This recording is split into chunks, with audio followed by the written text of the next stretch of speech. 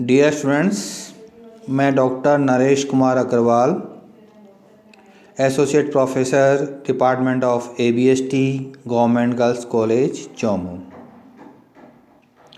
Students, मैं आपको एक रिग्रेशन वाले चैप्टर में एक क्वेश्चन कराने वाला हूँ।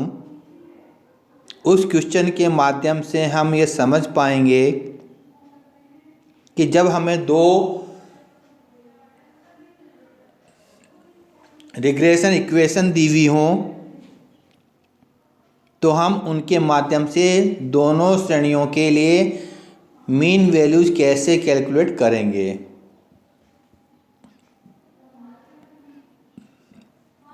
साथ ही हम ये भी समझ पाएंगे कि दोनों इक्वेशन में से ये कैसे पहचाने कि इनमें से कौन सा समीकरण x ऑन y है, कौन सा y ऑन x है। ये पहचानने के लिए दोनों श्रेणियों के हमें रिग्रेशन कोएफिशिएंट ज्ञात करने पड़ेंगे, इनको मल्टीप्लाई करना पड़ेगा। मल्टीप्लिकेशन यदि एक से ज़्यादा आता है तो हमारी मान्यता गलत होती, जो क्योंकि हमें मानना पड़ता है कि इनमें से पहला समीकरण ये x ऑन y है, दूसरा y ऑन x। यदि गुणनफल एक से ज़्यादा आता है तो इसके विपरीत मान्यता लेंगे बाद में हम, कि हम पहले समीकरण को y ऑन x मानेंगे, दूसरे समीकरण को x ऑन y मानेंगे।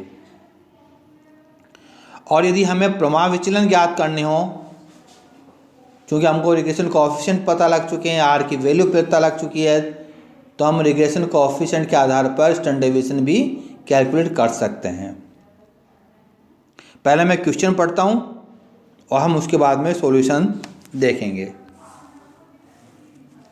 क्वेश्चन आपको दिया हुआ है, x श्रेणी का वेरिएंस ये 9, दो रिग्रेशन इक्वेशन दी हुई हैं, 8x minus 10y plus 66 equal to 0, ये पहली इक्वेशन है। 40x minus 18y equal to 214, ये दूसरी इक्वेशन है। हमको ज्ञात करना है x और y के मीन वैल्यूज। हमको ज्ञात करना है x और y के मध्य सहसंबंध गुणांक यानी r की वैल्यू, और हमें स्टैंडर्ड डेविएशन ऑफ y श्रेणी का प्रमाण विचलन। तीन चीज़ें हमको ज्ञात करनी है। सबसे पहले हम ज्ञात करते हैं मीन वैल्यूज। मीन वैल्यू ज्ञात करने के लिए हमको जो हमने मैथमेटिक्स में जो एल्जेब्रिक इक्वेशन सोल्व करने का तरीका समझ रखा है, वही तरीका यहाँ पर हमको अप्लाई करना है कि जो दो इक्वेशन दी हुई हैं, इन दोनों इक्वेशन को सोल्व कर लें और क्रमशः x और y के जो मूल्य होंगे वही हमारे क्रमशः x श्रेणी के और y श्रेणी के माध्य मूल्य होंगे। तो दोनों श्रेणियों को इक्वेशन को सोल्व करेंगे। तो सोल्व करने के लिए आपको पता है कि दोनों श्रेणियों में एल्जेब्रिकल फिगर एक तरफ होंगे और मैथमेटिकल फिगर एक तरफ होंगे।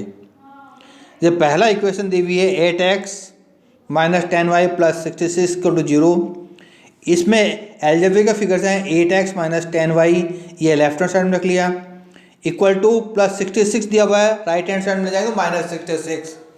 तो पहली इक्वेशन बन गई हमारी 8x minus 10y equal to 66 minus के। दूसरी इक्वेशन होगी हमारी 40x minus 18y equal to 114। अब हम इनमें x और y के मूल्य ज्ञात करने के लिए यदि हम पहले समीकरण को 5 से मल्टीप्लाई कर दें और सेकंड इक्वेशन में से इसको लेस कर दें तो हमें y का मूल्य पता लग जाएगा। जैसे हमने पहले समीकरण को 5 से गुणा किया, तो पहले समीकरण को 5 से गुणा करने पर 8x को 5 से मल्टीप्लाई करेंगे तो 40x आ गया, 10y को 5 से गुणा करेंगे तो माइनस के 50y आ गए, माइनस 66 को 5 से गुणा करेंगे तो माइनस के 330 आ गए। सेकेंड इक्वेशन की वैल्यू वही रहेंगी 40x माइनस 18y इक्वल 214। इस समीकरण को हमारे दूसरे समीकरण में से लेस करने पर दूसरे समीकरण के साइंस जो मैथमेटिकल साइन है ये चेंज हो जाएंगे, यानी 40x ये माइनस के हो जाएंगे, माइनस के 18y ये प्लस के 18y हो जाएंगे और 214 ये माइनस के हो जाएंगे।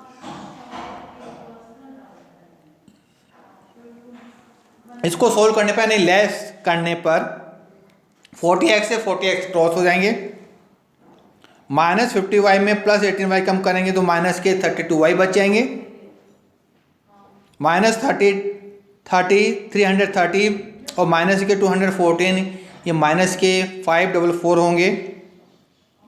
y equal to minus 544 upon minus 32 minus minus cross हो जाएंगे, 544 को 32 से डिवाइड करेंगे y की वैल्यू आ जाएगी 17।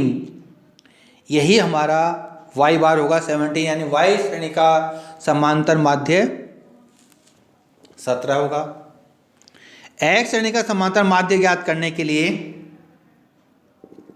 इस y के मूल्य को किसी भी इक्वेशन में हम वैल्यूज की पुटअप कर दें। जैसे पहले इक्वेशन में पुटअप करते हैं तो 8x minus 10 into 17 equal to minus 66। Algebraic figure एक तरफ, मैथमेटिकल एक तरफ लेने पे 8x equal to minus 66 plus के 170, x की वैल्यू 8x बराबर 104, x equal to 104 upon 8, x 104 को डिवाइड करेंगे 8 से तो 13 आ जाएंगे, तो x बार 13 ये हमारा आंसर हो गया। यानी हमने दोनों श्रेणियों के इक्वेशन को सोल्व करके क्रम से दोनों श्रेणियों के मीन वैल्यू क्रम से 13 और 17 कैलकुलेट कर लिए।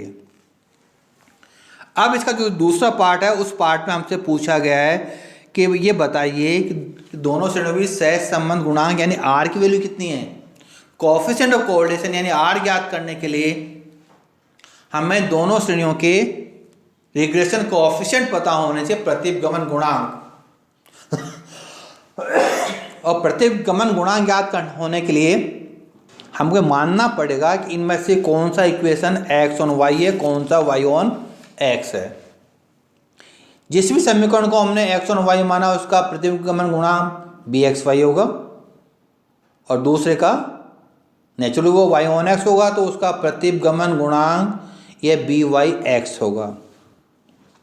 और यदि दोनों का गुणनफल 1 से कम आता है तो हमारी मान्यता सही है, हमने सही माना था, और यदि गुणनफल 1 से ज़्यादा आता है तो हमारी मान्यता गलत है, हमें विपरीत मानना पड़ेगा। जिसको पहले हमने x ऑन y माना उसको अब y ऑन x मानेंगे। मैंने इस क्वेश्चन में जो हमारा समीकरण है, पहला समीकरण हमारा 8x minus 10y equal to minus 66, इसको मैंने y ऑन x माना है, यानी इसका रिग्रेशन कोएफिशिएंट byx होगा। और जो दूसरा इक्वेशन हमारा 40x minus 18y equal to 114, इसको मैंने x ऑन y माना। आप इसके विपरीत मानकर भी क्वेश्चन को सोल्व कर सकते हैं। जो मान्यता मैंने ली उस मान्यता के अनुसार byx कैलकुलेट करने के लिए जो इक्वेशन लिखी है मैंने उसको आगे सोल्व करते हैं। क्योंकि byx में y की वैल्यू हम ज्ञात करते हैं और x की वैल्यू दी हुई रहती है, तो minus 10y equal to minus 8x minus 66, y equal to minus 8x minus 66 upon minus 10। Coefficient ज्ञात करने के लिए जो ऊपर का एल्जेब्रिक फिगर के उसको डिवाइड करना है, उससे हमें रिग्रेशन कोएफिशिएंट पता लग जाएगा। तो माइनस 8x को माइनस 10 से डिवाइड करेंगे तो प्लस के 0.8 आ जाएंगे, यानी byx की वैल्यू यह हमारी 0.8 आ गई।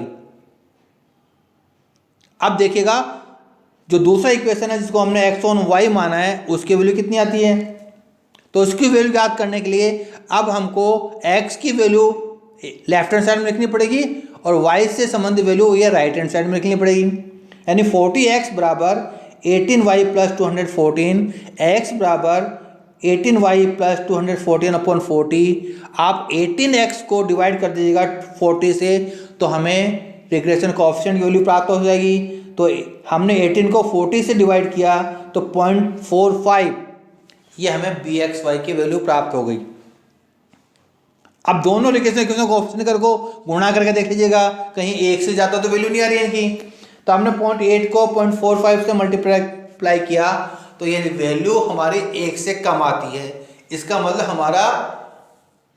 आर की वैल्यू अब 1 से कम ही होगी, जो हमारी मान्यता के अनुकूल है। तो हम कह सकते हैं हमने जो मान्यता ली है कि हमारा जो पहला समीकरण है ये y ऑन x है, और हमारा जो दूसरा समीकरण है ये x ऑन y है, ये बिल्कुल सही है।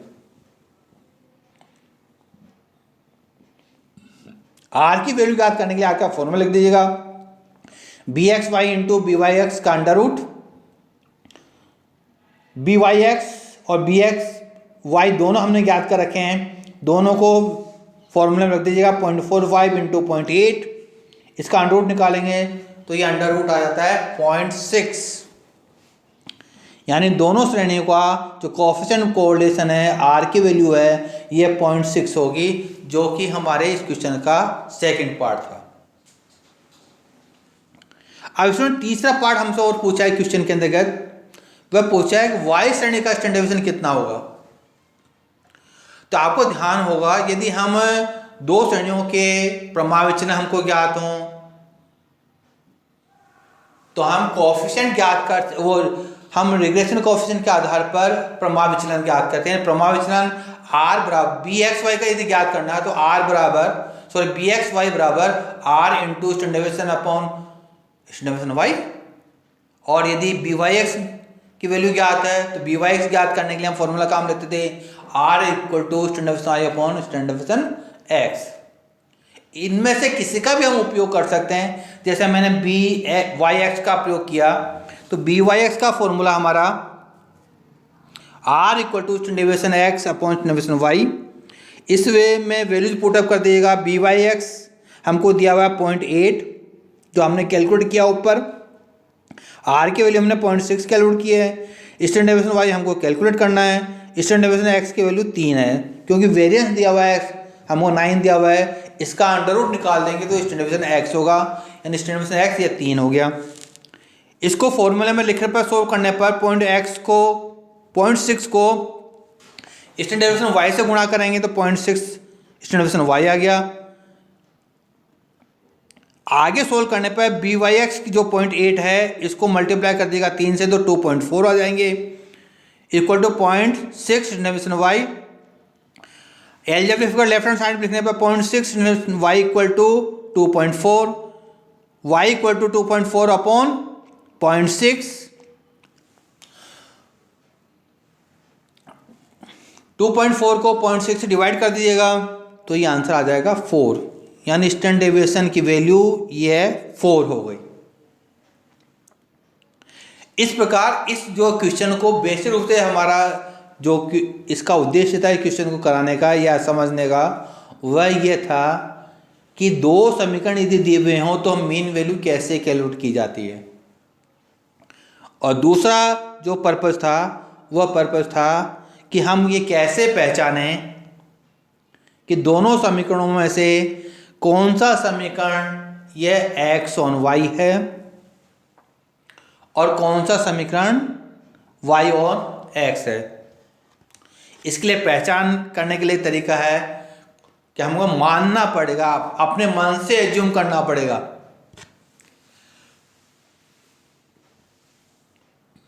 इनमें से कौन सा समीकरण एक्स ऑन वाई और कौन सा वाई ऑन एक्स है। यदि हमने पहले समीकरण एक्स ऑन वाई माना और दूसरे को वाई ऑन एक्स माना, ये मानते हुए दोनों के प्रतिगमन गुणांक ज्ञात कर लीजिएगा, इन गुणांकों को गुणा कर दीजिएगा। यदि गुणनफल 1 से ज़्यादा आता है तो हमारी मान्यता गलत है, और यदि गुणनफल 1 से कम आता है तो हमारी मान्यता सही है।